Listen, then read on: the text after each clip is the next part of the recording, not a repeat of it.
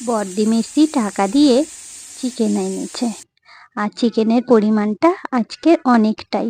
কারণ হলো আজকের আমরা সবাই মিলে একসাথে খাবো, তাই পুরো ভিডিওটা আমি তোমাদের সাথে শেয়ার করতে পারলাম না, তার জন্য সরি।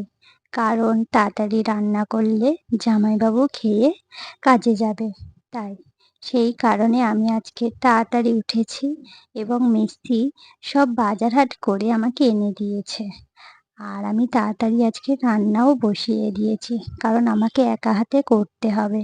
সেই কারণে আমি ভিডিওটা পুরোটা করতে পারিনি। যেটুকুনি পেরেছি আমি তোমাদের সাথে শেয়ার করার চেষ্টা করেছি। আর আমার তো এমনিতে অনেক ভিডিও ছাড়া আছে রান্নার, সেখানে তোমরা দেখো আমার রান্না। আর আমার রান্না যদি ভালো লেগে থাকে একটা লাইক, কমেন্ট, শেয়ার করে দিও। নাহলে আমি বুঝবো কী করে তোমরা আমার রান্না পছন্দ করো। আর অতটা খারাপও করি না, অতটা ভালো করি না। যেটুকুনি পারি সেটুকুনিই করি। তোমরা খেয়ে অন্তত একটু হলেও আমার নাম করবে। আর এইভাবে রান্না করে যদি খাও, সত্যি বলছি অনেক অনেক ভালো লাগে। কারণ আমি যেইভাবে রান্না করি সেইভাবে আমার বড়দিও করে না, মেজদিও করে না। আমি একটু আলাদাভাবে করি। আর এই তরকারিটা আমি যেইভাবে করি আর চিকেনটা, ওইটা হলো আমার বোনঝিদের খুব খুব ভালো লাগে।